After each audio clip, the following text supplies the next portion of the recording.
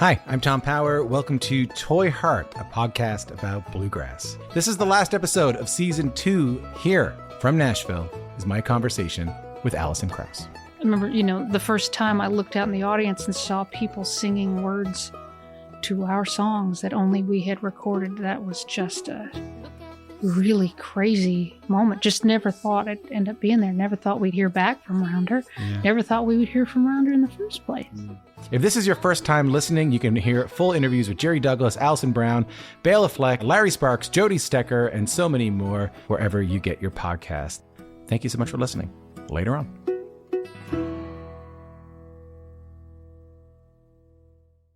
Acoustic America, iconic guitars, mandolins, and banjos.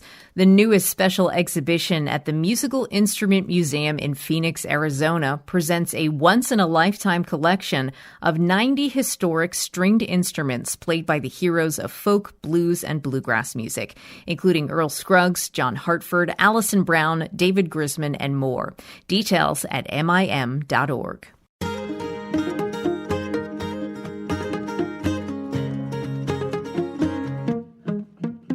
Hello, and welcome to Basic Folk, where we have honest conversations with folk musicians on the Bluegrass Situation Podcast Network. I'm Cindy House, and I host this podcast. Thanks for finding us. Today, we are very excited to welcome Fran and Flora, a duo out of England that create bonkers music. They have a new album out called Precious Collection that is a lot of Yiddish and Jewish traditional music, kind of updated for the modern era. It's going to be pretty awesome. Listening to this record, wow, it's like unhinges me in the best way. Before we get into it, let's talk about you staying in touch with us here at Basic Folk. Best way to do so is to sign up for our newsletter. It gets sent out once a month and let you know what's going on, who's coming on the podcast, who's been on the podcast, and thoughts and feelings and perhaps pictures of pizza we've eaten recently. You can sign up for the mailing list at the link in the show notes, or you can go to basicfolk.com and sign up there. You can also follow us on social media. We're at Facebook, Instagram, TikTok, at Basic Folk Pod, and we are also on YouTube. You can find us there. You can become a supporting contributor to Basic Folk and give a monthly donation. It really helps us out. This podcast is free to listen to, and it always will be, but it does take some money to create it. So if you enjoy it and want to pitch in a little bit, you can pitch in $5 a month. That would be a huge help. You can give at the link in the show notes, or you can check out basicfolk.com. All right, and thank you. If you are a supporting listener, thumbs up, high five to you. Fran and Flora, two longtime collaborators, the cellist Francesca Terberg and violinist Flora Corazon, who are Fran and Flora, have bonded over their obsession with ancient music rooted in Eastern European and Jewish culture for over a dozen years. Together and separately, the English musicians have been studying with teachers of ethnomusicology in places like Transylvania and Romania. There, they took in the music as well as the cultural influences, and that's not to speak of their higher musical education. Francesca holds 2 masters in music, including in contemporary improvisation at the New England Conservatory of Music, while Flora trained at the Royal Academy of Music in London. They break down the benefits of each learning style and how it impacts their creative process. They also get into their love of klezmer music and the importance of portraying cultural heritage while remaining modern. We also talk about how, as female musicians, they are expected to do absolutely everything and excel at it, while people still talk about whether or not you smile on stage. They share there's a very deep thing in there that has affected our choices as a band in order to keep it safe and healthy within ourselves. Their latest album, Precious Collection, features a couple of original tunes, but it's mostly new and unique arrangements of traditional Klezmer and Yiddish songs. Don't sleep on the smokey translation that Flora shares of their song Little Bird, and stick around to learn who is the better roommate. All in all, great conversation with wonderful people who create bonkers music that's rich in tradition and layers. We'll take a listen to a song from their new album. This is To Catch a Fish, and then we'll get to our conversation with Fran and Flora on Basic Folk.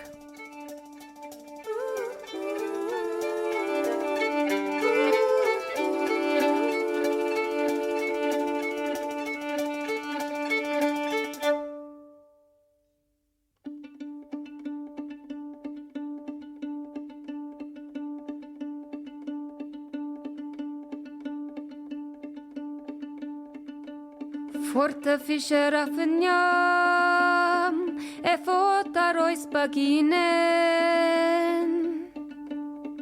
Soft fischer mina stam, fischer lekker finen.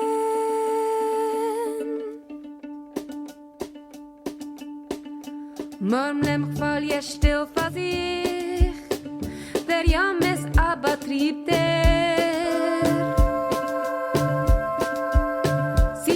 Der jammer so wie ich, euch het afverliebt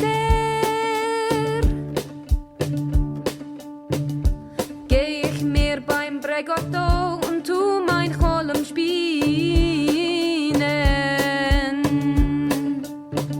Efter wär ich ergetz wo, mein Liebsten noch gefielen.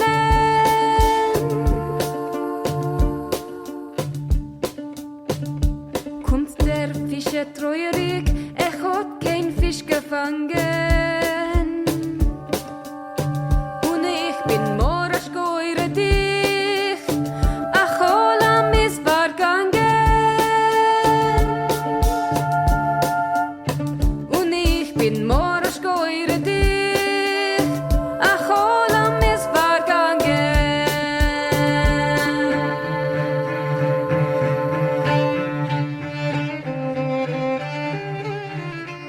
Okay, Francesca Terberg and Flora Corzon, welcome to Basic Folk. Are you ready to party? Thanks for having us. Definitely. Yeah. Ready. Yeah. Lunchtime party. Great. Lunchtime party. What's for lunch, by the way? I'm eating leftovers from Passover. Oh, excellent. Perfect on theme lunch. So starting off, can you each set the scene for where music was when you were a child, like in terms of like who was playing around you, what music was being listened to, and what were you drawn to? So I grew up in a house with lots of music. We listened to tons of music. My parents are like big music fans, and they were both keen that me and all my siblings played an instrument. And so we started to learn our instruments from quite a young age, and I really have my mum to thank for all the practice that we did early in the mornings. So there was a lot of music, especially between the hours of 6 and 8 a.m., which I just don't know how she did that for so many years. But yeah, she's amazing. But really, both my parents are just big music lovers and always had music on. We always listened to music in the car. Yeah, that's me. Yeah, similar to me. For me, I've got also, me and Flora both have lots of siblings, and in our family, everyone also learned an instrument. And my mum came from a musical family. My great-grandmother was a cellist, actually, and I got this wrong on the BBC the other day. I thought she was pals with Grieg. She wasn't. She was pals with Holst. But anyway, every time I ask my mum about this, I get a different story, so I don't actually know what's true. But I guess it runs in the blood somehow. And then we did like a lot of music activities, mostly classical, I have to say. But there were always like ceilidhs at my primary school, and I grew up with synagogue music as well, but sort of Reformed Germanic synagogue music. So that's very different to like the traditional stuff that me and Flora play. It's quite classical 4-part harmony with like organ. It was very beautiful. And also I grew up in Hackney, in Dalston, which is a very multicultural area. So I was exposed to a lot of like reggae and different kinds of music from other cultures. Just like people used to actually play it on boomboxes on the bus. when I was a kid. So I had all these different kind of sounds coming in. Cool. I don't know if this is the same question, but you're both musicians. It's funny. Sometimes I'm writing questions. I'm like, am I writing the same question over and over again? But you let me know. You are both musicians who are interested in exploring and playing within tradition. Could you each talk about those traits through the lens of your upbringing? Like, where was exploring and play, and how do you think that impacts your adult musical self? Ooh, that's a great question. Wow, yeah. I mean, I was thinking about this, and like the way that I grew up playing music was very much like not super playful, I would have to say. Like it was like practice. You have your half-hour practice in the morning, and then you're practicing for a concert or for an exam, and the performances are formal and they're formalized. And as I've got older and discovered more traditional music along the way, and discovered like making music as an activity, as a social activity, where you don't necessarily have to start from the dots and you can just join in and pick it up as you go along, then it started to become more of a playful activity. And meeting people like Francesca and other great friends and colleagues along the way, it's just like opened this whole new way of interacting with music in my life. And I still have, I still play a lot of classical music, and there's that kind of feeling of formality, but it's not. I'm glad I have these other outlets as well. Yeah, I love them both equally, but it's definitely been a journey. Yeah, it's an interesting one because classical music's so beautiful, and I don't know if it's always been something that was so kind of formal. I mean, it's always had different settings across the eras, and I try to appreciate it. Like, I grew up playing classical music, but I try to appreciate it now in different ways, listening to it or thinking about the compositional forms, or the melodies particularly have always stuck with me. But as soon as I started learning stuff by ear, which, was in my early 20s, it just suddenly, it's like I could close my eyes and it was all about the sound and the connection with other people. And it was actually like my life changed pretty much within a minute once I started doing that. Once I saw that was possible, and then I tried improvising for the first time. I still remember, funnily enough, it was in my synagogue, because the Klezmer festival, I discovered klezmer music, and then the festival where you could study it was at that time at the synagogue I grew up in, where I'd left that community as a kid, and then I came back at 22. It just happened, it was in that space, and I remember meeting this Italian saxophone player who was really into improvising, and he said, "Oh, let's try some." And I was like, I don't know what to do. And so I closed my eyes and we just sort of vibed out. I know that sounds really cheesy, but I was like, right, I'm done. This is what I'm doing now. And then that mixed with klezmer, which we were doing by ear. I like intentionally didn't look at sheet music for like 2 years and just went deep in with the ear stuff. And then I've continued to like train my ears in different ways ever since, really. Like, it's been like 15 years now.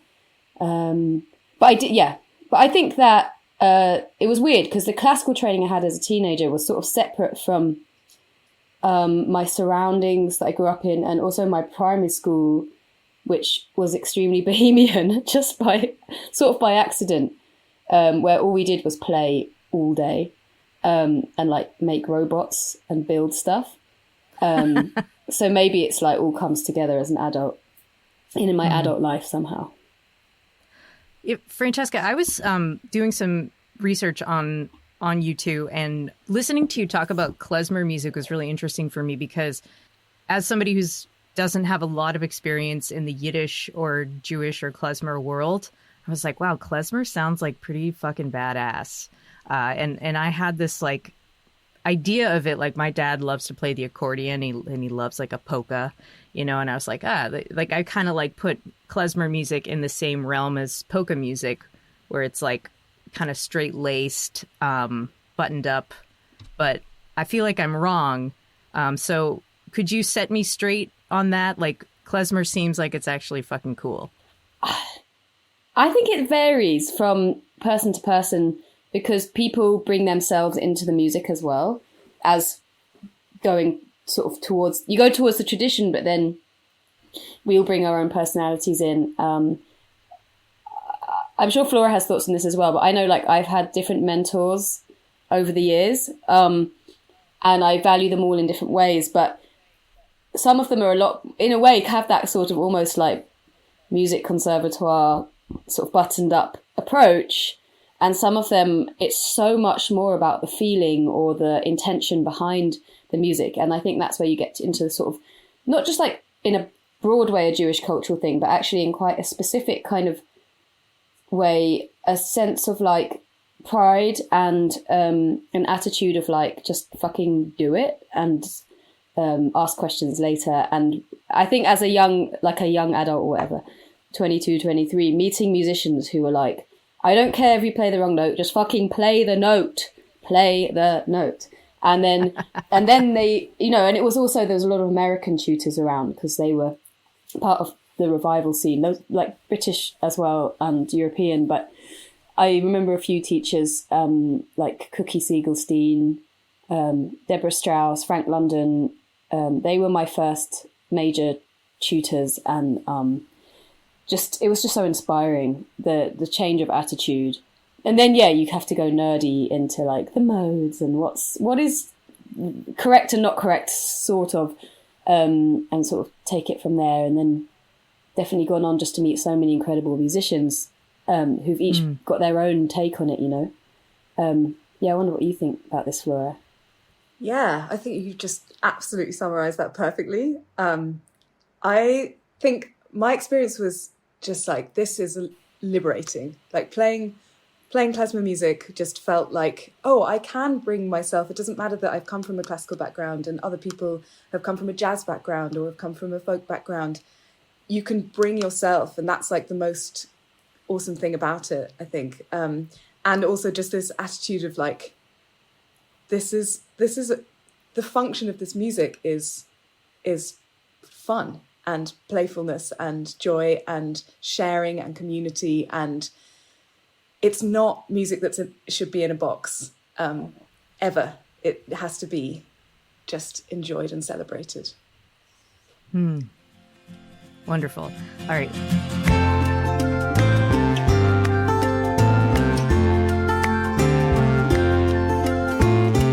Couple more questions about being little kids. Also, I wanted to give a shout out to the Klezmer podcast, Radiant Others, that I checked out. It was a really great, very heady interview.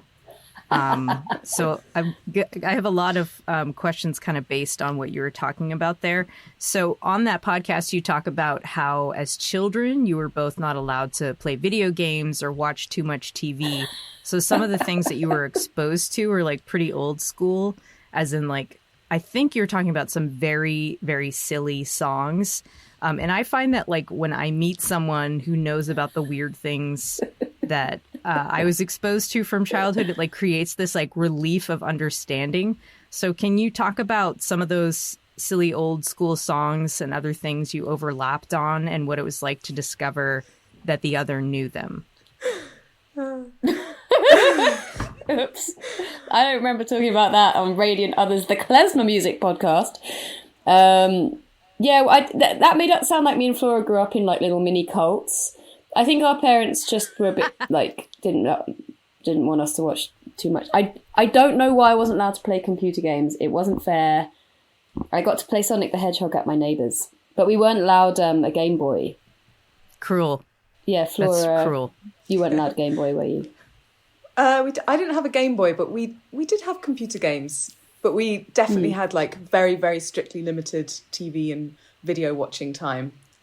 But you know, I think we played a lot outside, and that it was just did other things. And it was honestly, Francesca was the first person I met who related to All Aboard Various, which is a tape we used to listen to on the way to school and things, with like really old school songs, a lot of very problematic songs on that tape. I will outdated just hasten now to add.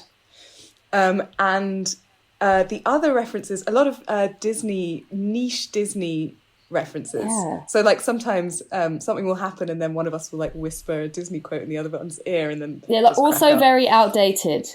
But the main one we have is Sword in the Stone. Because what's the quote? I'm here, but I'm not here. No, Flora, you've got to do it. I'm gone, but then I'm not gone. If anybody out there knows yeah. that quote. I'm gone, but then I'm not gone. It's from when the wizard disappears to hide from the evil witch. I mean, it's all really messed up, but Flora just like sometimes like sends me voice notes about, like with that, like it's specific context, and the All Aboard tape has these stupid songs on them, and it's like if someone grew up with that tape, you'll know very quickly, because they'll make references, and then we'll all like sing along to the strange songs from the past, like Ernie the Fastest Milkman from the West, 2-Ton Ted from Teddington. You got any more gems? These are good. Well, there's the Mouse Lived in a Windmill in Old Amsterdam. That's a classic. That's a great song. The Windmill with Twins in Triplets and Quins in. Very specific. I'm going to need memory. a copy of this too. Yeah. Just be warned, there are some pretty inappropriate songs on there. Yeah, don't actually check out all of them. You know what? I remember this. So I remember this about Flora, that you have like some funny quotes. What was it? We went out to dinner with you and Dietrich and me and Elizabeth, and there was like some movie. It was like Shrek or something. You were like losing your mind over quoting this like very funny movie that it like surprised me that you were like very excited about this one movie. I don't remember, you what remember that what it was. Yeah. But I do. It's great. I love those old cartoons. Like I absolutely love them, and my love for them got rekindled by an animator friend who is also obsessed with old cartoons, and I rewatched loads of them, and I just adore them. I think they're so creative and colourful and wholesome. Francesca, you grew up Jewish and found it hard to relate to like that particular world, which you said was not consciously engaged with the present, and you much more connect with klezmer musicians. And Flora, you did not grow up Jewish, but discovered these Eastern European folk sounds on pop records and were like immediately drawn to them.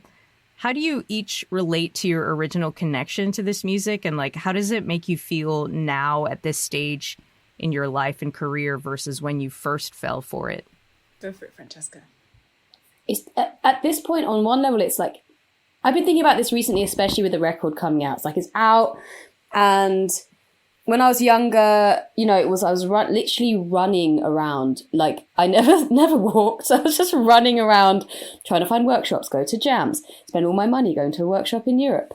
Not just klezmer, like any music. I was like consuming it like the greediest, hungriest person. And then I got to this bit where I was like, okay, I actually need to like get some of this out of my system or process some of it.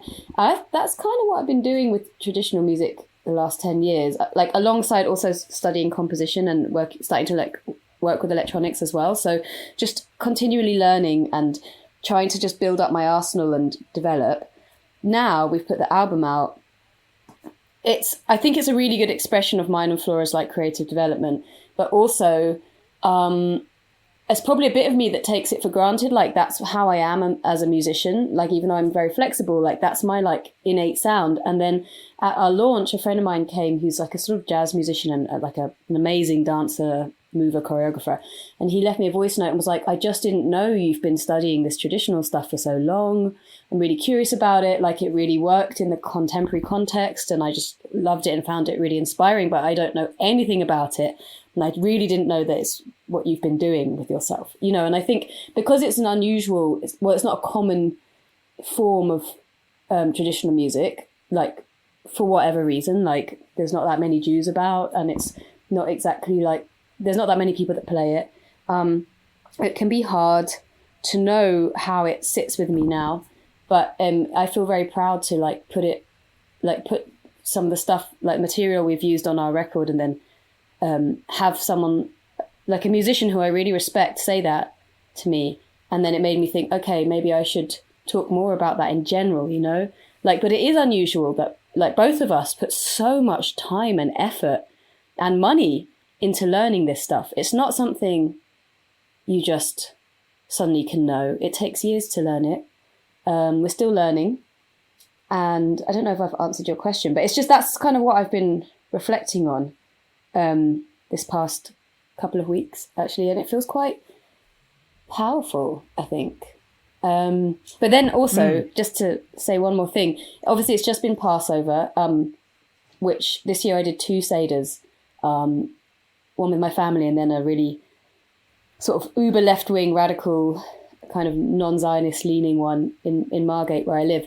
And I was Googling the concept of Next Year in Jerusalem, which is very contentious anyway, but especially this year.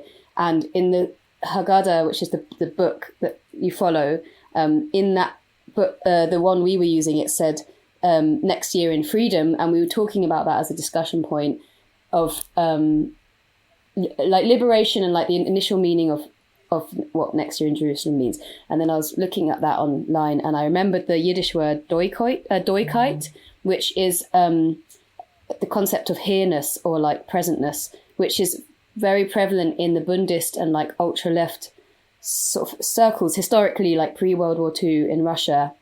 The Bund, which was a huge Jewish party connected to the Bolsheviks, they were very into the concept of doikite and not into the concept of Zionism, for example. And that was a more popular way of being and thinking about being Jewish in the world. And I think, obviously, this is very personal because I'm Jewish, and it's like it's hard to find a way to be when you're Jewish, and there's so much going on culturally, politically, ancestrally, blah.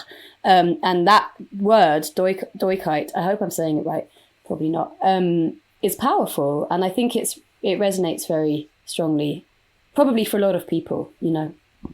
So there we go. I feel like we're partying. It's been a deep now. week. Yeah. Wow. Yeah. Amazing. Flora. Yeah. I got so involved in what you were saying, I've forgotten what the question was. Oh, shit. Could you remind me? How does this music make you feel now at this stage in your life and career versus when you first fell for it? Gosh, yeah. I went way off piece. Whoops. Oh, I loved it. Loved it. That was great. Got right into the juice. Yeah. Yeah. So I think I really, similarly to Francesca, was also running around doing a million different things and exploring in my late teens and early 20s. I really had like a resistance to classical music and felt like it was a cage. It was like a musical cage. I don't feel like that anymore, but yeah, I was just exploring anything and seeing what landed. And Romanian music really landed, and then klezmer music really landed. I think both of them just felt like, oh yeah, it's almost like I sort of know this music inside somehow, but I obviously didn't know it. And just like thought to myself, oh, I need to just pursue this and go deeper with it. And I think I didn't really know what I was getting into, and also all the questions about like cultural appropriation and, how to treat traditional music respectfully and also be yourself with it. So like all of these, it's basically just thrown up so many questions that I feel in the last 10, 15 years, I've been just like living out through exploring this music. And yeah, I think it really has just been, I feel like it's just so lucky that Francesca and I met, and how much Francesca's inspired me over the years to like just continue to study and learn more about this music and go deeper with it. And that we push each other with like how we want to play this music. Yeah, so that's some answer. I'm not sure it quite answers your question, but no, I think for sure. I love both of those answers.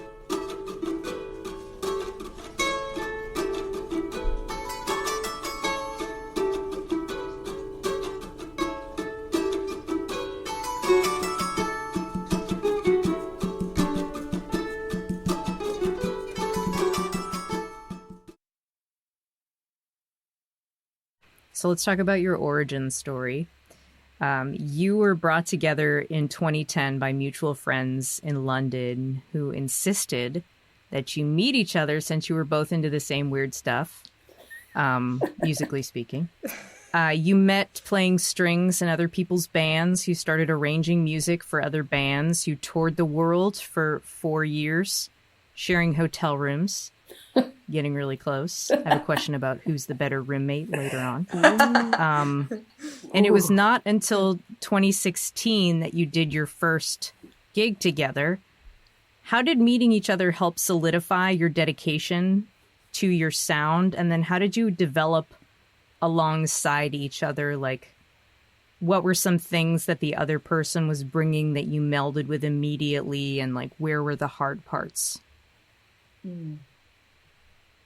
Francesca, you want to go first? No, you go first. Flora, the diplomatic one. I feel like I know who the better roommate is.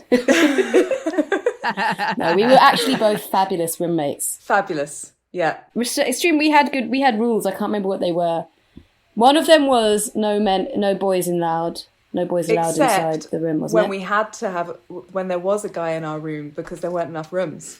Oh North my Scotland. God, that was terrible. We just giggled all night. I felt so bad for him. He was just like, shut the fuck up. No, I'd forgotten that. We had some of the bands we used to tour with, we used to have to share a bed or a room. We had to share a room a lot. We used to share a bed sometimes. And we would giggle all night, like till 4 a.m. I don't even remember what we were talking about. It was just no, fucking me neither. around. Excuse my language. I forgot about that. That was bad because we had to leave at like 5 a.m, fly to the north of Scotland, play at a folk festival, then stay in some shit hotel. And that poor guy got put in a room with us. It was just all a bit wrong anyway. And then we just wouldn't shut up. But he was like an actual adult and we were like in our mid-20s. It was really silly. Yeah. Not like that now. Not like that now. No, now it's like, we'll have separate rooms. We'll have separate rooms, please. Oh yeah, lights out, 11 p.m. Sometimes the 3 a.m. Cannot stop laughing in a hotel room. It's just like, it's like the best feeling ever, though. It really is. It was a release. We were playing in some ridiculous projects and like all these stupid things would go wrong and we didn't really know better. So we would just basically be laughing about all the stupid things that would happen and set each other off. And we don't usually share a room anymore. So we haven't gotten to do that so much lately. Oh, we shared a room when we were making our record because we hired this really cute but like incredibly ridiculously rustic cabin in New Hampshire in New England for 5 days to R&D, like look at some source material, have some jams. And it was basically like a 1-room cabin with no electricity and like the most many mosquitoes I've ever seen outside. It was like June. We were not equipped and we thought like we're in the middle of this forest in the middle of nowhere and it was actually quite scary. So we were sharing a bed and we were just like literally hiding under the covers on the first couple of nights. Like, we're going to die. We're going to die. No one knows we're here. We're just going to die. And that was quite bonding because we hadn't shared a bed for ages, but we suddenly had to. Yeah. Yeah, that was jokes. We survived, which is very lucky. Yeah, we did survive. Yeah. I love that. Oh dear, now I've actually forgotten your question again. Oh, that was great, an answer. The question was, how did you develop alongside each other? Like, what were the easy parts? What were the hard parts? Yeah, great. For me, I feel like we've gone kind of like this and just, woven into each other and like having a project, just the two of us for the last 10 years has really like certainly influenced my own like creativity, but also just I think we just push each other and challenge each other to like dig deep and try and figure out like what we actually want to be saying with the music. And so like obviously that's a really wonderful thing, and there are of course lots of challenges as well, and having like a genuine collaboration is a constant push and pull. And I remember actually one rehearsal I had like some very strong specific idea that I wanted to bring, and I think, Francesca, at some point you turned around and you were like, well, that would be great if this was just your project. And I was like, What? That's a good answer. I don't remember that. Oh God, what's she going to say? No, when was that? It was in your studio in Margate, and it just really struck me that, like, actually, that's not how we work. When our ideas, we might come with like, oh, I like this tune or I like that tune, but actually working together, we really do create it in the moment together. And I think if we look at what we're drawn to outside of our project, like I do a lot of like classical bits and bobs and other folk music projects, and I have my own little mini solo thing, and Francesca does more improvised music and like other kinds of collaborations and has her own solo project. And our project is definitely not like my solo project or like Francesca's solo project. It's definitely its own thing. So the collaboration is definitely like just something that's really informed my own creative practice and also just challenged me, pushed me forward. Lovely. Yeah, I agree with what Flora said. Yeah, that we try to search for things that make the project ours specifically. And that's quite a fun way of filtering out what would work and what wouldn't work. I think that's really important. And we do, well, this is an intense phase of doing things together, and then we'll probably both go off and do stuff separate as well. And yeah, like Flora said, we play in other projects. And the thing is, we started this project when we were kind of kids, you know, like not kids, but like the next tier up from kids, like, because we were in our 20s. We didn't really, there's lots of things we hadn't done as adults yet, just to kind of make our lives work how we wanted them to. And we've both grown a lot, and we really support each other's growth, which I think is important. And we've learned a lot from other people, like good and bad, like how you can to treat each other. And I think, you know, we could have just done this as like, oh, it's two pals, you know, playing some music, and it could have become a bigger project with more people and things like that. But we really wanted to keep it the duo to honor our friendship, and also because we do have other influences that cross over.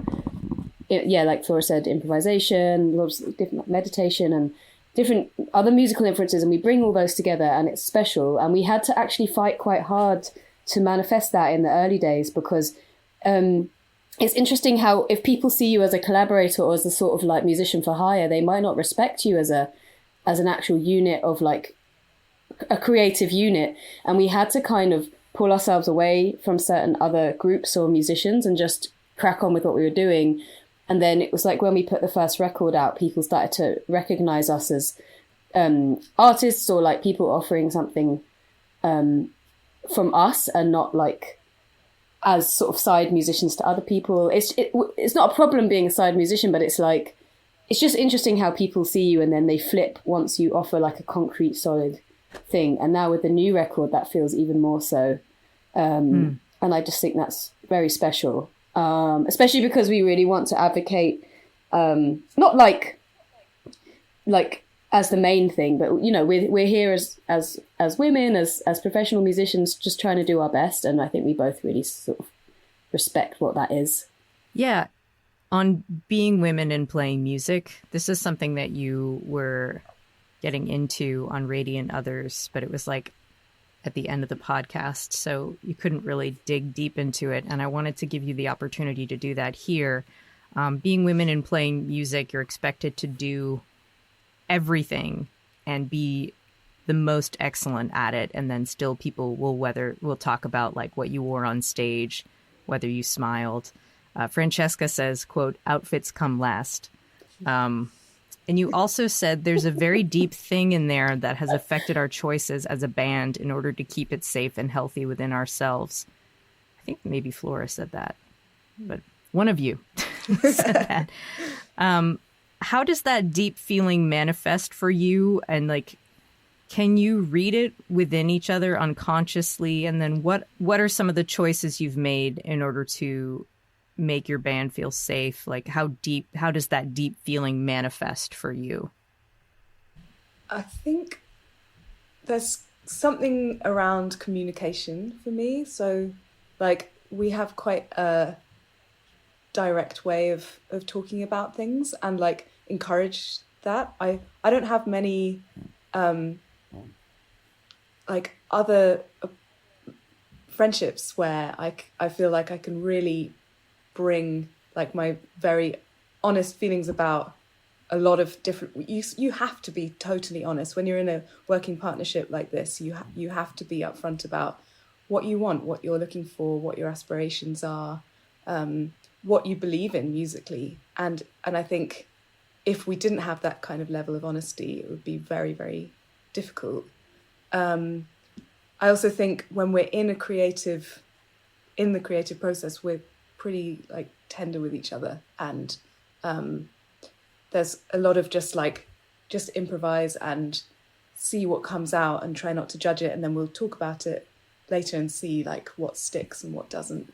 But it's quite like open and vulnerable and really, really special. Yeah, I think that's true. Yeah, Flora's very good at that. I'd say you're very good at that. It depends. At the moment, I don't feel like I'm in touch with that side of myself very much. But I think that's because this release process, releasing the record is it's very heady and quite anxiety inducing.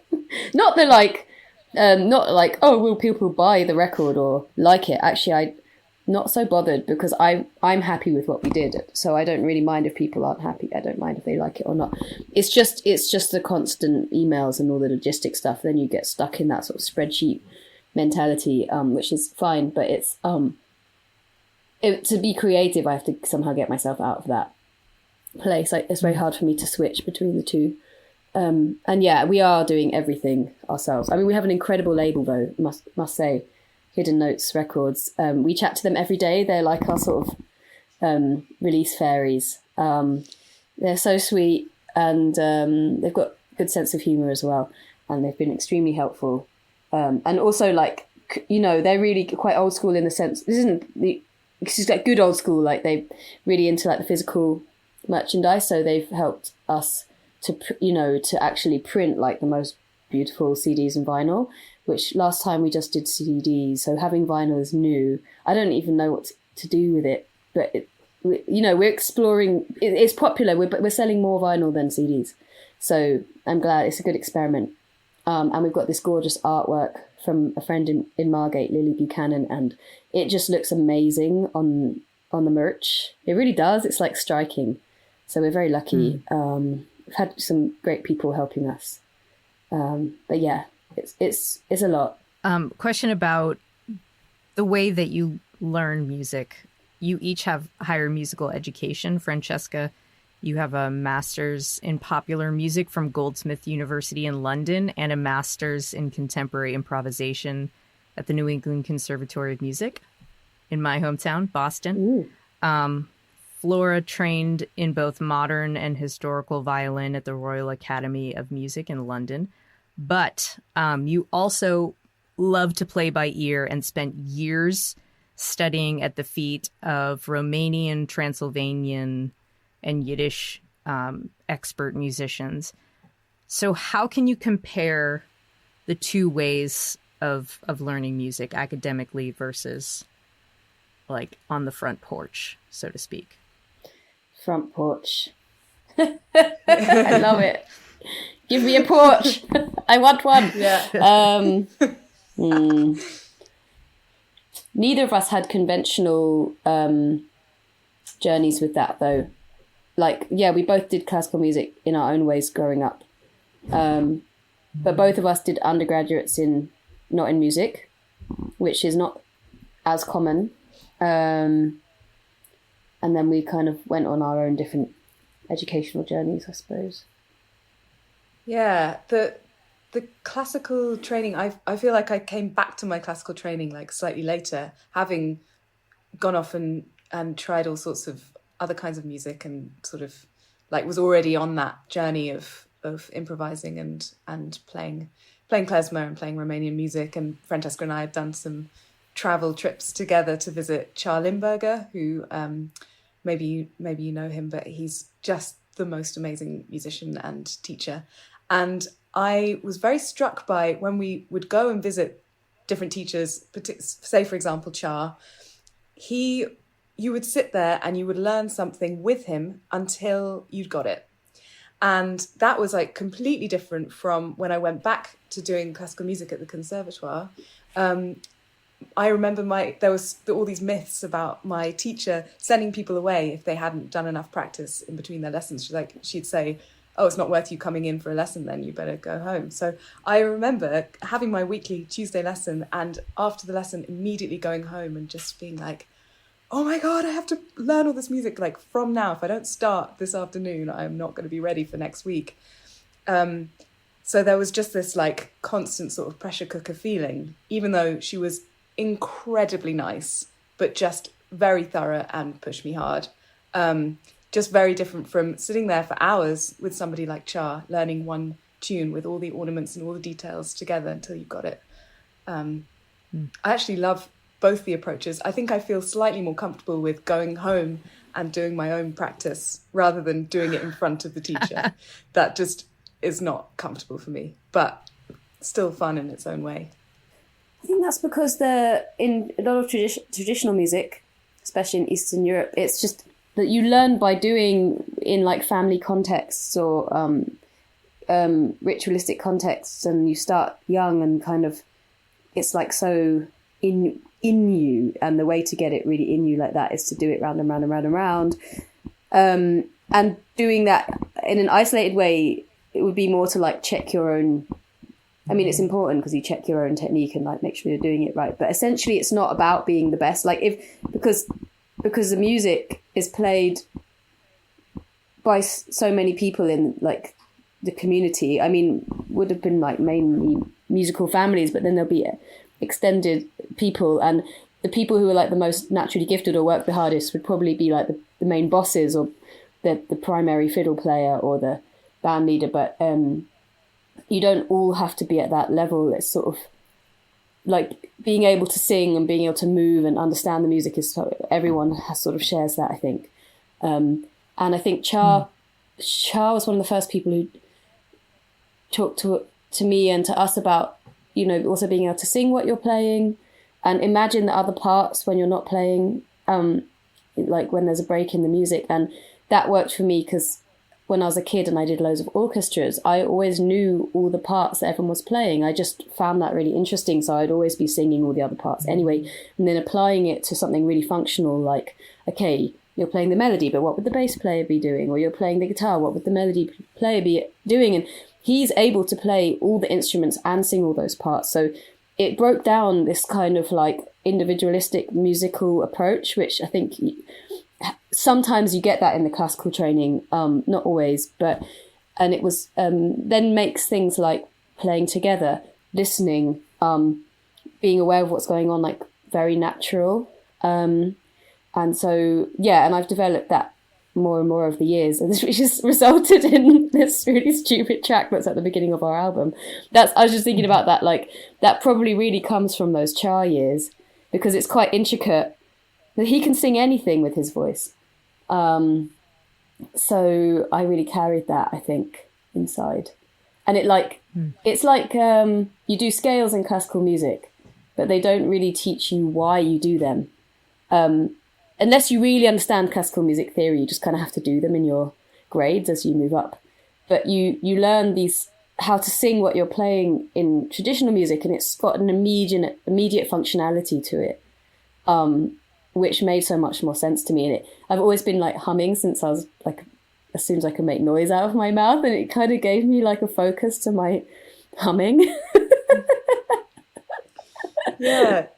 This like really reminds me of a very formative experience I had in Weimar at an improvisation course. It was the first time I'd been there. Basically, over the summer, it's Yiddish Summer Weimar, and it's just an amazing school, many weeks of different seminars on Yiddish music. And then for a while, I don't know if they're still doing it, they had this winter edition, which was an improvisation course.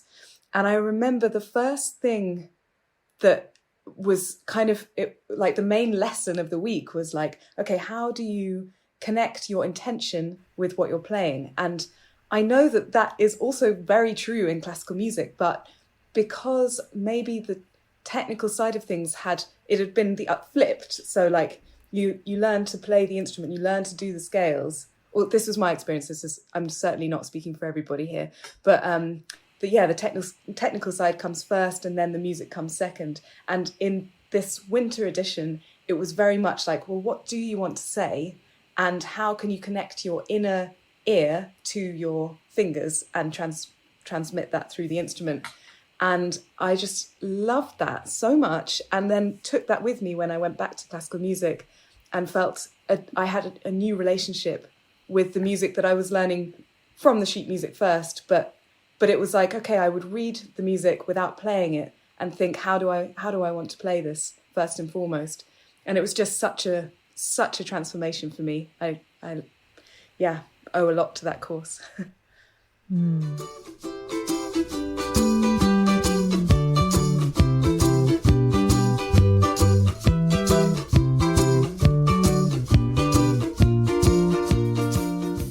Okay, let's talk about the record. Your self-produced second studio album, Precious Collection. This is a little bit of a setup. The album features self-penned tunes and unique arrangements. It sounds like mostly it's like new arrangements of traditional songs and then 2 originals. Klezmer and Yiddish song is the predominant inspiration for the record. Tons of research went into this album. And you say in your liner notes, we are very fortunate to have access to so many sources in the forms of archival recordings and tune collections made available by the hard work of many of our colleagues in the klezmer scene. In your thank you section, you thank Cantor Rachel Weston for Yiddish pronunciation support, as well as Ada Hetko and Rachel for their Yiddish song translations, which are bonkers. How does knowing the translations help you create modern arrangements that still work within the tradition? And also, I know you want to talk about the contributions from the translators, so please have at it. Okay, we had the translations came afterwards, because they're new translations, but we do look at the sort of traditional translations to get a grip around the meanings, because we don't speak Yiddish. But that's why we get help with pronouncing it, because that's really important to get it right as much as possible. The words, like the Yiddish words, are so expressive that sometimes just the sound of them they speak for themselves, like the flow of them. But we decided with the 2 main Yiddish songs that have words on the record, we wanted to give them a fresh interpretation, because they're quite well-known songs. They've been recorded by quite a lot of people, and usually you get like one seminal recording and then other folks will be like, okay, that's how it goes. I'll just do a version of that. And we wanted to kind of, embody those songs ourselves. And they say, like, in traditional music, generally speaking, in different cultures, I've experienced this, that they say, like, I'll give you a song or I'll give you a tune. Once it's given to you, it's kind of yours. In a way, it doesn't matter who wrote it. It does matter, but it doesn't matter. It's a different way of thinking about how these songs transport and are shared and stay alive. It kind of seems like the person who shared it with you is just as important as the person who wrote it in this type of tradition. Yeah, I think that's true, because it's part of the sort of oral history style. So we brought those 2 tunes in because I think that both of us had, like, for me, the Fischerlied tune, and Flora, the Die Sapochka tune that she sings, songs, we both had been mulling over within ourselves for a while, and so it felt right to bring them to the duo. And then it's like, okay, how do we make this a bit different to how it's already been done, just to make it like our own thing? We go through that process, and I don't like to get too literal, like, oh, this is a dark and depressing song, I'm going to make it all dark and depressing, because I just sort of hear the sounds and textures of things and think, oh, let's just chuck that in there and see if it works. But the translations, basically, we didn't want to use the translations that are swimming around online already. It wouldn't be in line with what we're trying to do and like how this record has come out. So Ada Hetko is a good friend. She lives in Boston, and she's what they call a Yiddishist. So she's learning Yiddish, she's studying Yiddish. that's not just like the reading it and the speaking it, but it's like understanding the meanings, the philosophy, blah, blah, blah, blah. And I was chatting to her about it over Christmas. There's a Klezmer festival in New York, and she was there, and she was like, oh, actually, I've done a poetic translation of Officially, I'll show you. And I sent it to Flora, and Flora really liked it. So we asked her if we could put it on the record. And then Rachel, we were trying to get Michael Alpert to do... Is that the song To Catch a Fish? Yeah, so we renamed it Fischelig Gefienen, which is a lyric from the first verse, just to give it its own sort of reinvention, just to add to that. And then, Rachel Weston is now a cantor. She's a very, very old friend. And she's gone on this massive journey of going into the liturgy. She's English. I actually went to university with her, and Flora's known her a long time as well. She is really into poetry and initially didn't want to do the translation. We asked Michael Alpert, who is the person who's most famously recorded that song, which is Fagela on our record, but originally... the sensual song. The sensual song. It didn't work out to do it with Michael, which is fine, but Rachel was up for doing an interpretation, and it's pretty steamy. Yeah. Flora, steamy. You I hope you're prepared to read the translation on this podcast. You better pull that up. I'll have to pull it up. Go on then. Flora reads it really nicely. Just to give a bit of backdrop to the listeners, basically this translation is based on the Song of Songs in the Old Testament, and that's the only erotic poem in the Bible. It really stands out for those that don't already know about that. And so the words are pretty steamy, but the way I did not know this was biblical. Yeah. So this, you should check out the Song of Songs. I'll check out the Old Testament. I've been hearing so many good things about it. Yeah. Yeah. So, but in my mind, it obviously means different things to different people, but when I read it, I'm sort of, it evokes like a kind of Rumi-esque relationship with the divine, like that kind of very like physical, embodied, like almost sexual love for God. And I don't know, I just absolutely love this translation. And yeah, it is pretty sexy. At our launch, I read it out, and afterwards there's just this long pause, and it's pretty awkward. But anyway, I will read it here. Okay. So maybe I should say what the kind of a more literal translation of the song is. It's about loving somebody so much that you don't feel complete without them. So it's like, me, the kind of refrain says, me without you and you without me is like a door without a handle. And then there's like this little cute tag at the end, Ketzele Fegele mein, my little kitten, my little bird. And yeah, like the verses could be interpreted in so many different ways. And I think there's a responsibility when you're putting music to a song that was possibly originally unaccompanied, and yeah, just finding you're coloring the words, so you have to be a bit careful, or just go for it and do it however you want, and just understand the impact that you're having on the lyrics. So yeah, I don't know, I was a bit like nervous about putting this one out, because I think our arrangement really does color the lyrics in a particular way. And yeah, like I think we had to feel like, oh yeah, we're behind this coloring of the words. Okay, here we go. The sexy translation from Cantor Rachel Weston. I'll discard my leathers, ride without a saddle, and cleave to you. You are a bag of myrrh lodged between my breasts, my sweet love. I'll uncover my head, tear my talus, and sustain you. Your fruit is sweet to my mouth, my fresh cherry. I'll dirty myself with food scraps, sleep on your floor, and gaze at you. Our vineyard is in blossom, my radiant beauty. I'll make all that I've known nameless and forever seek you. You have brought me to your chambers, my king, my delight, my sweet bird. Woo!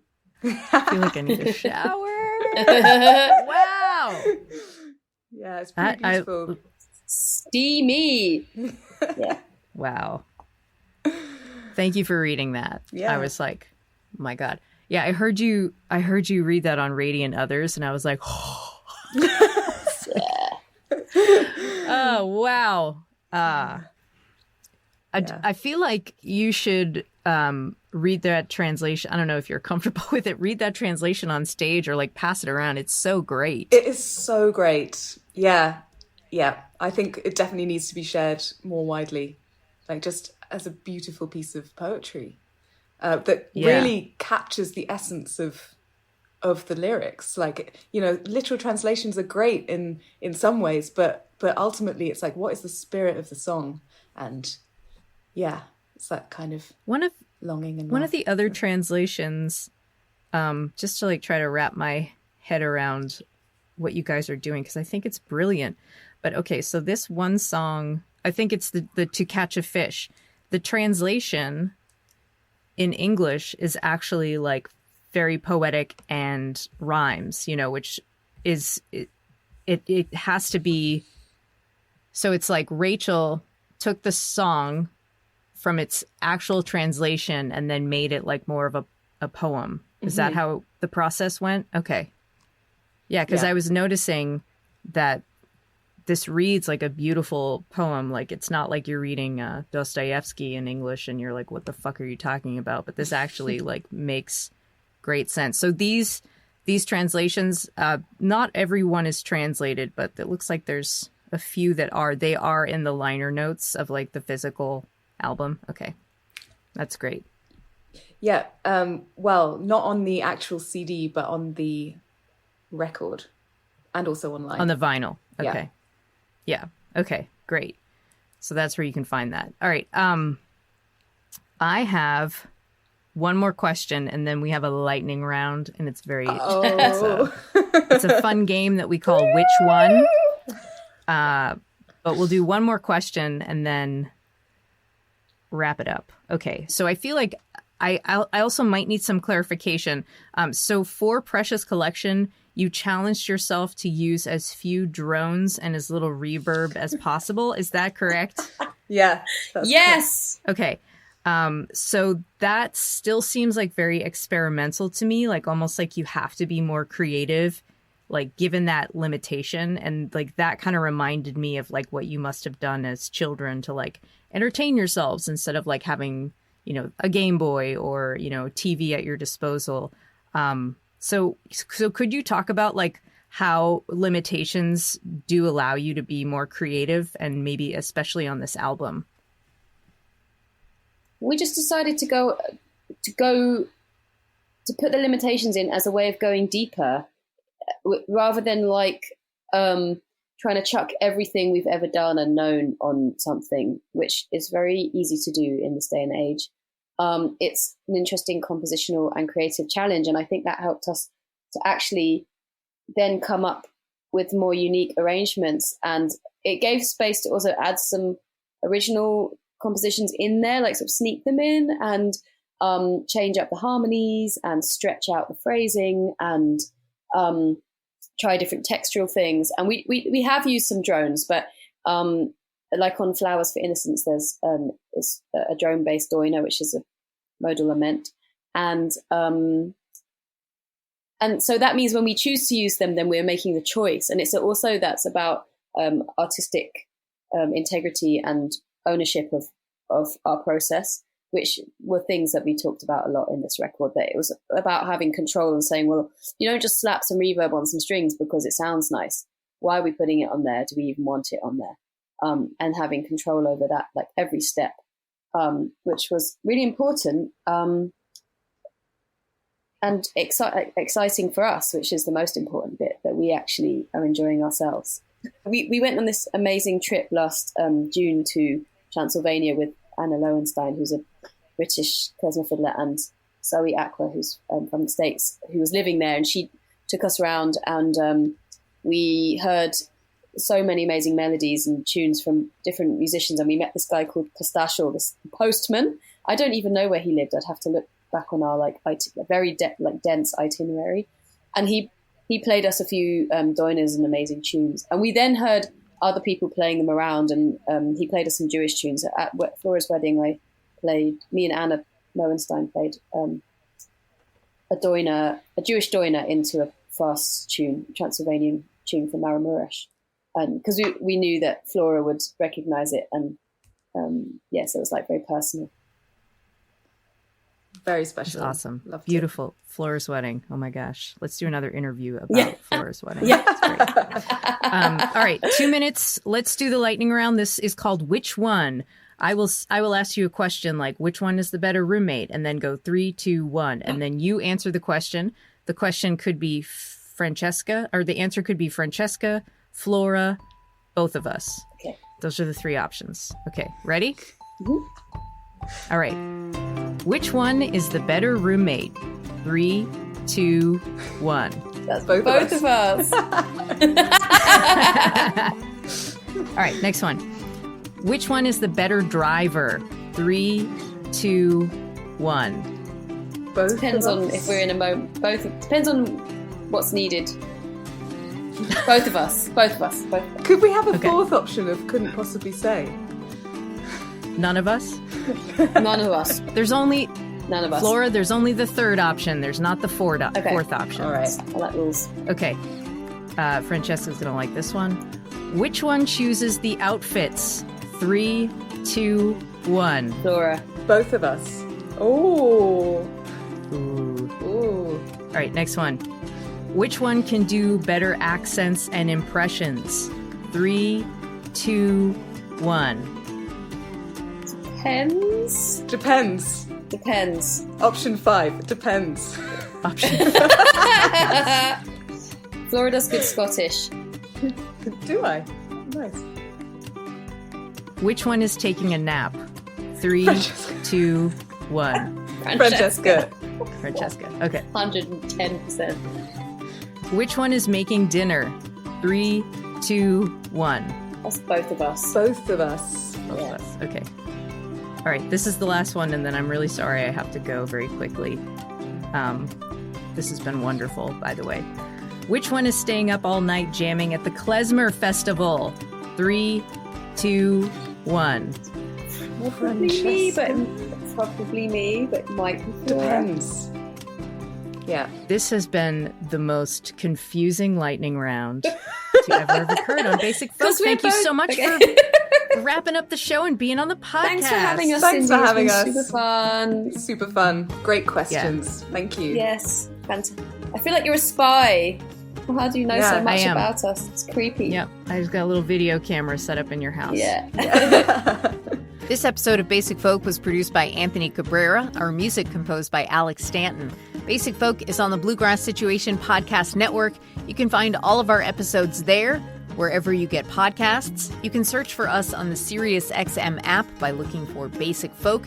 You can find us at folkalley.com and Folk Alley's mobile app, or you can check out our website, basicfolk.com. If you enjoyed this episode, share it with a friend. Maybe your friend that played the violin all throughout elementary school, middle school, and high school, and then she didn't play the violin for a really long time, and then she's recently picked it back up again and could maybe use some inspiration because she's also kind of a weirdo and would probably like this music. Share this episode with that friend. Okay, thanks for listening all the way to the end. We'll talk to you next time. Bye.